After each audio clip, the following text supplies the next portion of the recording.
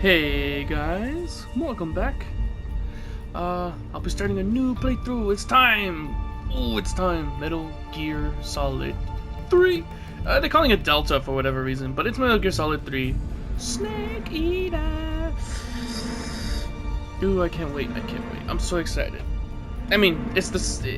For those of you that don't know, this is a Metal Gear game that came out in the early 2000s. This is the prequel to the entire thing, like the prequel to the beginning, basically, of everything.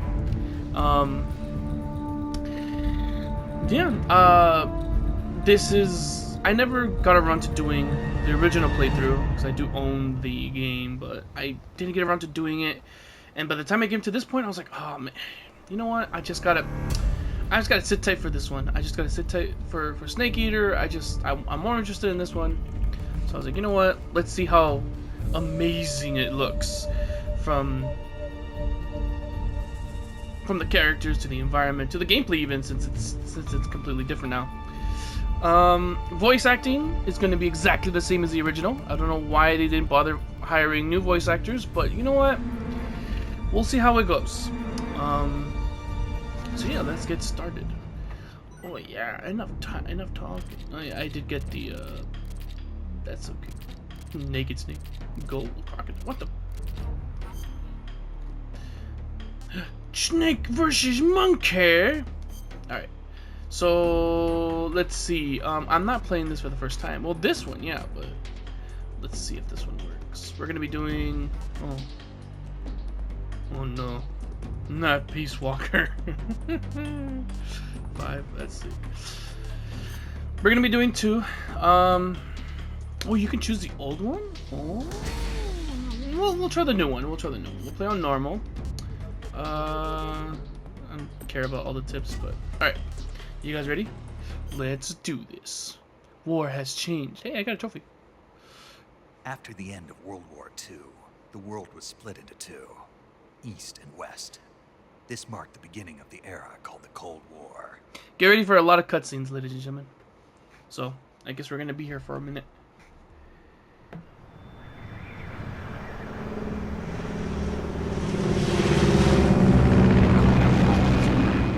Based on Metal Gear Solid? Wait a minute, what do you mean based on? What do you mean by that?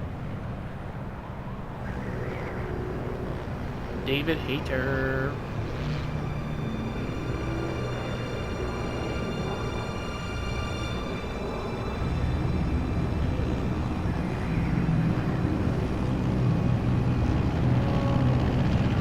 FX for Fox. Pakistan, altitude 30,000 feet. Approaching Soviet airspace. 20 minutes to drop off. Commencing internal depressurization. Equipment check. Arm main parachute. All right.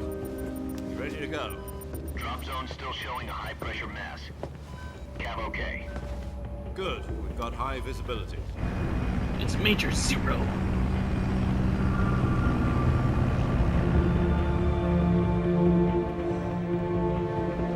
Fingernails. Use a little work.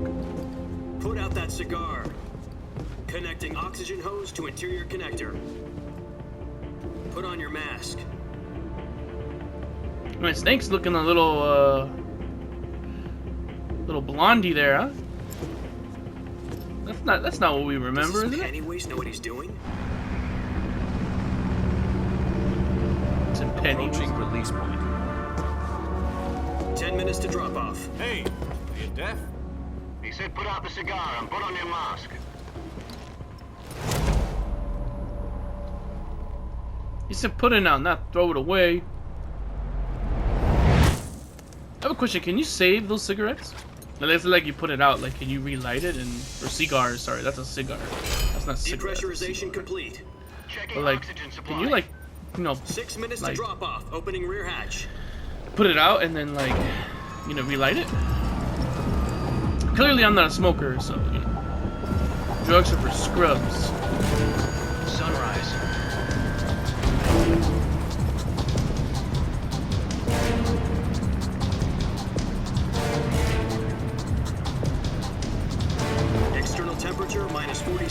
Celsius. 2 minutes to drop off.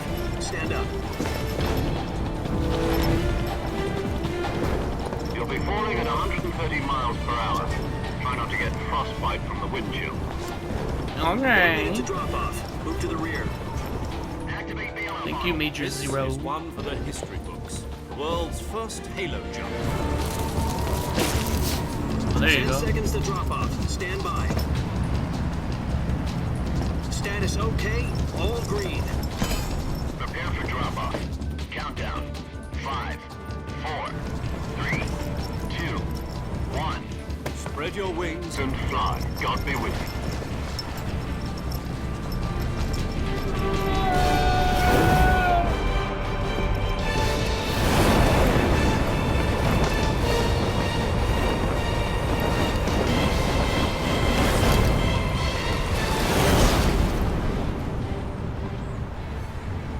Ah, woo.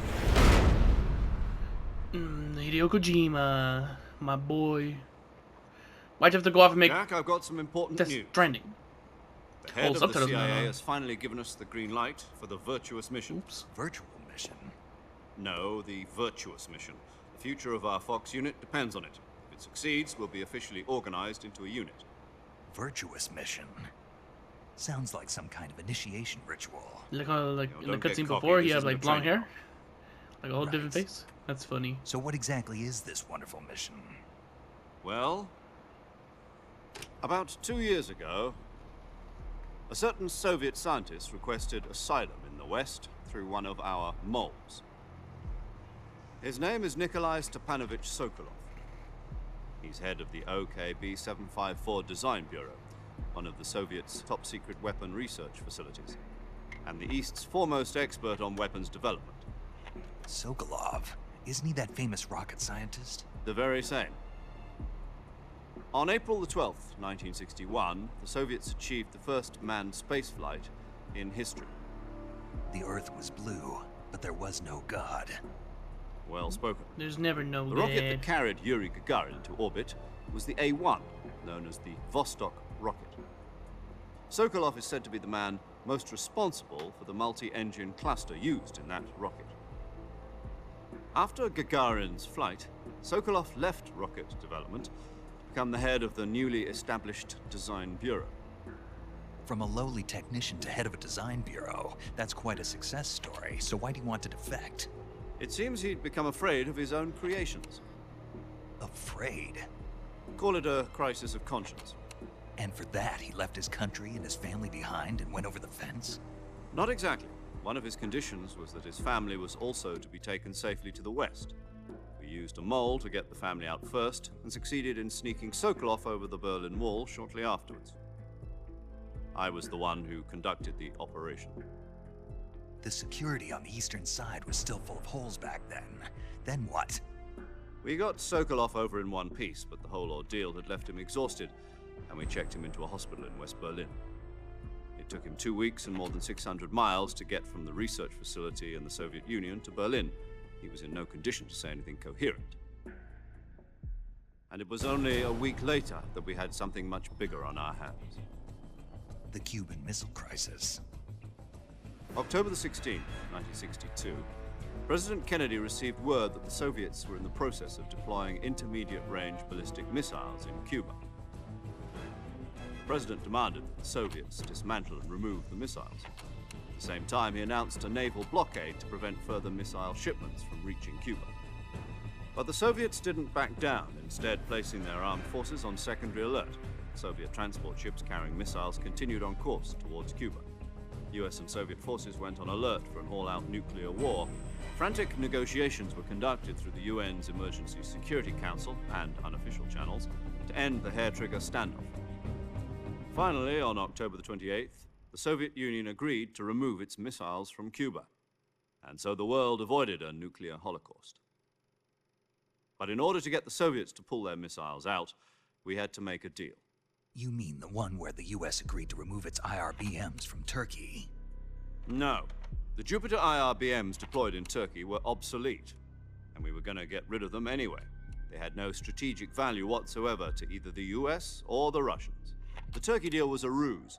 a cover story that was fed to the other intelligence agencies around the world. So what did the Russians really want? Sokolov. They wanted us to return Sokolov. You mean the Soviets pulled out of Cuba just to get their hands on Sokolov? That's right. What the hell was he working on? At the time, we had no idea. We were running out of time. It was either give up Sokolov or risk full-scale nuclear war. In the end, we had no choice. President Kennedy gave in to Khrushchev's demand. The next day, I got Sokolov out of the hospital, handing him over to agents on the eastern side.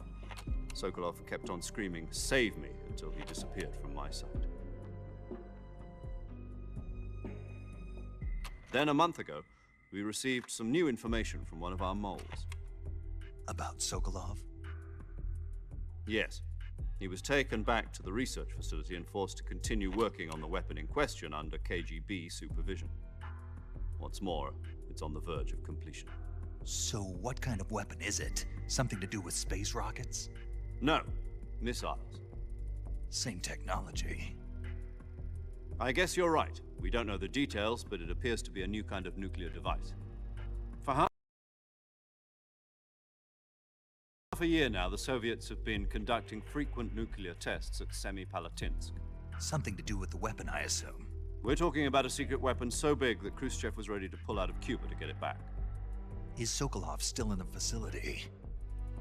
No. According to our intelligence, he's in Selinoyarsk, a place in the mountains about 3 miles to the west that's known as the Virgin Cliffs. The Virgin Cliffs. Nice name for a virtuous mission. They moved him there just recently. Why? Apparently, they're conducting a field test of the weapon, but it's our best chance to get him back. This mission would never have been possible if he was still in the research facility. This is our last chance. Sokolov must have known that too when he contacted us.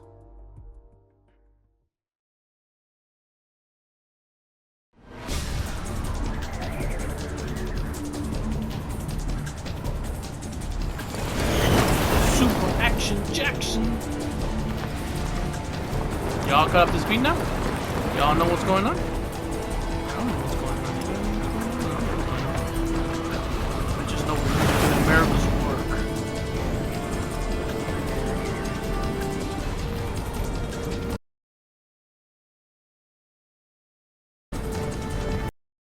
Listen up, Jack. Your infiltrate Selinoyarsk in the Soviet mountains, ensure the safety of Sokolov, and bring him back to the west.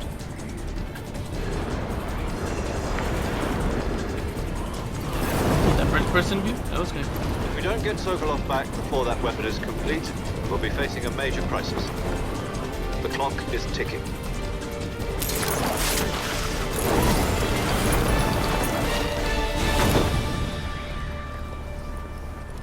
Once we've confirmed the rescue of Sokolov, stand by at the recovery point. The recovery balloon Look will at the be dropped at graphics, that bro. point. Look at the graphics. Helium will be pumped into the balloon to inflate it. The process takes about 20 minutes. Once it's complete, the gunship's arm will latch onto the balloon and pull it up. The Fulton surface-to-air recovery system. I'm familiar with the theory. Take it easy. It's been combat-proven. It's like what Batman You used. think Sokolov is up to it? The shock will be less than during a parachute jump, and the arm can handle up to 500 pounds. So you're planning on going over the border in a single combat Talon? She's equipped with 2 6-barrel 20mm Vulcan cannons, as well as 2 40mm machine guns. Sounds like she could hold her own against a battalion of tanks. Even with the fuel in the reserve tank, we're facing a 4-hour time limit. If all goes well, it shouldn't take more than a few hours. Home in time for dinner. But if anything goes wrong, you'll be eating dinner, breakfast, and all the rest of your meals in the jungle.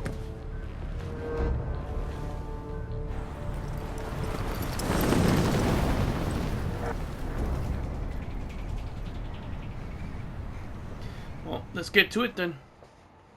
We got work to do.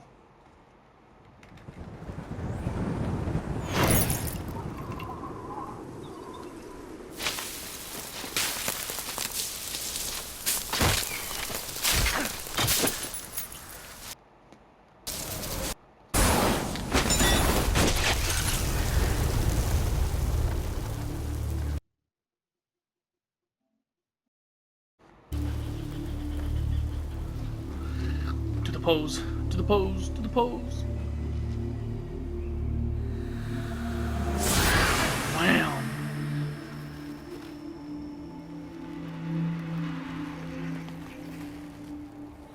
That's so cool.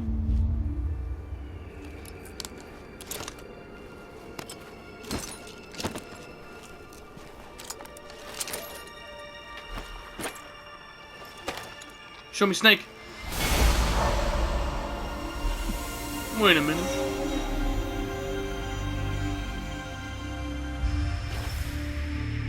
Wait a minute. That's not Snake. Hey, what's going on here? 10 HP. Okay. Before we do photo mode, that's cool. We gotta turn on subtitles. Cutscene display. Obviously, it's going to be in English. Duh. In-game cutscenes. Yeah, that would be nice. Okay. That's about it. I don't care about anything else. All right. Hey, bro, look at the graphics. Bro, look at the graphics. Oh my god. Just live off. That's so cool. All right. That's weird that they didn't give us like the whole like, oh hey, you gotta go get your Fulton stuff. Okay, how do you? There's just oh shit. Yes. Do you copy? You're already in enemy territory. Somebody might be listening in. From here on out, we'll be using code names to refer to each other. Your code name for this mission will be Naked Snake. I'll be referring to you as Snake from now on. You're not to mention your real name. Snake? Got that, Jack? Don't like snakes? What do you mean? You've eaten one before, haven't you? In survival training? I'm glad to hear that. I don't know if I'd ever order one in a restaurant, but... Be careful, you might not have a choice. What about you, Major? What should I call you? Let's Major, see. Major? I'll be Tom. Call me Major Tom. Oh, and Snake.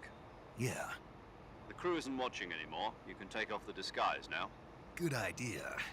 This isn't right. Time for the snake to shed his skin. What do you mean? What do you mean by that? Wait. You mean to tell me? Oh. Boom, baby. Yo, I've been bamboozled. You thought this was gonna be about Raiden? Ha! Raiden's only partially cool.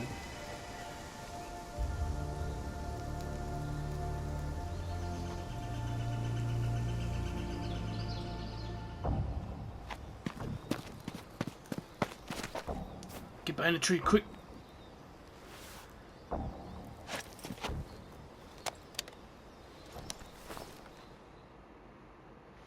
Gotta use the codex. Call Can you Major hear me, one more, Major Tom? one more This time. is Snake. Kept you waiting, huh? There it This is. will be a sneaking mission. You must not be seen by the enemy. You must leave no trace of your presence. Is that clear? This kind of infiltration is the Fox unit's speciality. In other words, weapons and equipment are procured on site. That goes for food as well. You're completely naked, just as your name implies. Great. Now I see why you asked me if I like snakes. I suppose calling me Snake was your idea of a joke, too. No, there's a good reason for that. I'll tell you later when the time is right. Gotcha. Getting back to the subject, how exactly am I supposed to feed myself? You've been issued a knife and a tranquilizer gun. Use them to hunt for food. You'll also find some medical supplies in your backpack. Yeah, about the backpack. I lost it in a tree on the way down. I see. Well, you'd better go back and get it then. You know where it is? No problem. I can see it from here. It's stuck on a branch. To climb a tree, stand in front of a tree that's covered in ivy and press the action button. Press the I'll be action monitoring your button. progress over the radio. We can't risk violating Soviet airspace, but I'll be in the gunship. My frequency is 140.85. I'll give you a call if I need to talk to you. If you need to talk to me, use the send function. Okay, Snake, go get your backpack. Okay, Major Tom. Now I gotta go back over here to go get my stuff. So what would it, oh, it would be the middle button. Oh, okay. Interesting. I have to go back and go get those. Oh. Dum, dum, dum, dum, dum, dum. You think I should leave Snake Eater in here? I hope Kojima doesn't. I hope Konami doesn't get all like sassy about it. I was gonna say, am I gonna do it or you're gonna do it?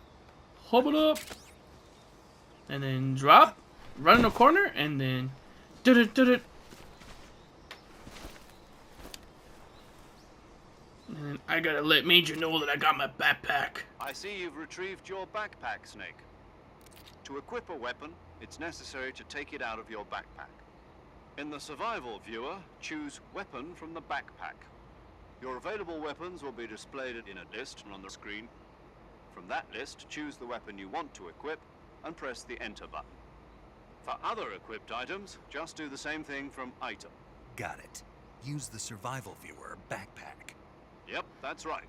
Survival is fundamental to this mission. After you've been out in the field for a while, your stamina will start to drop. If your stamina gets too low, it'll affect your performance. You won't be able to shoot accurately, for example, and your wounds won't heal as smoothly. Keep an eye on your stamina so you don't run out. To recover lost stamina, you can hunt for local flora and fauna. You can use either your tranquilizer gun or your knife to hunt. My only weapon is a Mark 22 Hush Puppy tranquilizer gun? That's right. It's been fitted with its own suppressor. However, the suppressor will deteriorate every time you fire. Once its durability reaches 0, the noise suppression effect will be gone. So don't get too trigger happy with it. Oh no. The suppressor's durability is shown in the icon. Any weapons and equipment beyond what you're carrying now, you'll have to find as you go. I have to find my own weapons and equipment? Whose crazy idea was this anyway? Solo covert actions are standard Fox operating procedure. You can't leave any traces of your presence. No weapons, equipment, footprints, sweat, or bodily wastes. The same goes for bullets and cartridges, too. Your presence in enemy territory is already a violation of international conventions of warfare. There aren't supposed to be any American soldiers in Russia. It could spark an international incident. You can't let anyone see you. You can't let the enemy know you're there. This is a stealth mission. You're a ghost, Snake, in every sense of the word. And there'll be no rescue if you're captured. Oh. The military and US government will deny any involvement in the affair. Then I'll just have to take care of myself, huh? I'm afraid so. You've been given a fake death pill for that purpose. SIS guidelines stipulate that soldiers on covert ops like this one be issued a potassium cyanide capsule. Tape it to your body so you can take it when you need to. How generous of you. Use it if you're taken prisoner by the enemy. It'll send you into a state of false death for a short time. Fooling them into thinking that I'm really dead. So, how do I come back to life? Just take the revival pill. You mean that thing they put in my tooth before the mission? That's the one. But be careful. If you remain in a state of false death for too long, nothing will be able to bring you back. Remember that. I'll keep it in mind. You said this was a solo mission, right? Right. I guess that means I can't count on any reinforcements. Correct. The mission rests entirely in your hands. The real one-man army. Relax. There's a support team ready to back you up over the radio. Who? I'll introduce them to you. This time, survival is of utmost importance. The first member of the support team will be in charge of monitoring your physical condition, acting as a medic, so to speak, as well as recording your mission data. She's a member of Fox as well, and she's here on the gunship with me. She? Hello, Snake. I'm paramedic. Nice to meet you. Paramedic. As in a medic who comes in by parachute. Aren't you going to tell me your real name? Are you going to tell me yours, Mr. Snake? My name, huh? It's John Doe. And they call you Jack for short. You're a regular Captain Nemo. A name means nothing on the battlefield. After a week, no one has a name. What's your name? Jane Doe. Very funny. I wasn't joking, but I'll tell you my name only if you manage to make it back alive. My frequency is 145.73. She's also in charge of recording your mission data. Whenever you want to save, send a message over the reserved save frequency. 140.96. So saving lets me record my mission data. That's right. It also records the state of your health. Good to know. There's one more person I want to introduce you to, Snake. Huh? Speaking of snakes, you remember the boss, don't you? A legendary soldier and your mentor. Actually, My it was mommy? the boss that got the DCI's authorization in the first place. She's going to be serving as My Fox's wifey? mission advisor. My baby? Boss is? She also helped me plan this mission. She and I were at SAS together. Jack, is that you? How many years has it been? Boss? It's my That's girl. right. It's me. Talk to me. Let me hear your voice. It's been 5 years, 72 days, and 18 hours. You've lost weight. You can tell Thank just you. by the sound of my voice. Of course I can. I know all about you. Really? Well, I don't know anything about you. What's that supposed to mean? Why'd you disappear on me all of a sudden? I was on a top secret mission. You didn't need me anymore. But there were still so many things I wanted you to teach me. No, I taught you everything you needed to know about fighting techniques. I taught you all I could. The rest you needed to learn on your own. Techniques, sure. But what about how to think like a soldier? How to think like a soldier? I can't teach you that. A soldier needs to be strong in spirit, body, and technique. And the only thing you can learn from someone else is technique. In fact, technique doesn't even matter. What's most important is spirit. I just think of Spirit and SpongeBob. body are Technique. like two sides of a single coin. They're the same thing. I can't teach you how to think. You'll just have to figure it out for yourself. Listen to me, Jack. Just because soldiers are on the same side right now doesn't mean they always will be. Having personal feelings about your comrades is one of the worst sins you can commit. Politics determine who you face on the battlefield. And politics are a living thing. They change along with the times. Yesterday's good might be tomorrow's evil. Is that why you abandoned me? No, it had nothing to do with you. I already told you, Jack. I was on a top secret mission. A soldier has to follow whatever orders he's given. It's not his place to question why. But you're looking for a reason to fight. You're a natural-born fighter, but you're not quite a soldier. A soldier is a political tool, nothing more. That's doubly true if he's a career soldier. Right and wrong have no place in his mission. He has no enemies and no friends. Only the mission. You follow the orders you're given. That's what being a soldier is. I do whatever I have to get the job done. I don't think about politics. That's not the same thing. Sooner or later, your conscience is going to bother you. In the end, you have to choose whether you're going to live as a soldier or just another man with a gun. There's a saying in the Orient, loyalty to the end. Do you know what it means? Being patriotic. It means devoting yourself to your country. I follow the president and the top brass. I'm ready to die for them if necessary. The president and the top brass won't be there forever. Once their terms are up, others will take their place. I follow the will of the leader, no matter who's in charge. People aren't the ones who dictate the missions. Then who does?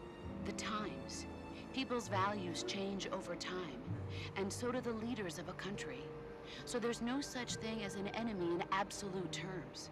The enemies we fight are only enemies in relative terms, constantly changing with the times. As long as we have loyalty to the end, there's no point in believing in anything, even in those we love. And that's the way a soldier's supposed to think? The only thing we can believe in with absolute certainty is the mission, Jack. All right, but do me a favor. What is it? Call me Snake. Snake. Oh, right. Your codename is Snake. It suits you well. That's right. The legendary unit that the boss put together during World War II was a snake. The Cobra unit. A group of heroes that brought the war to an end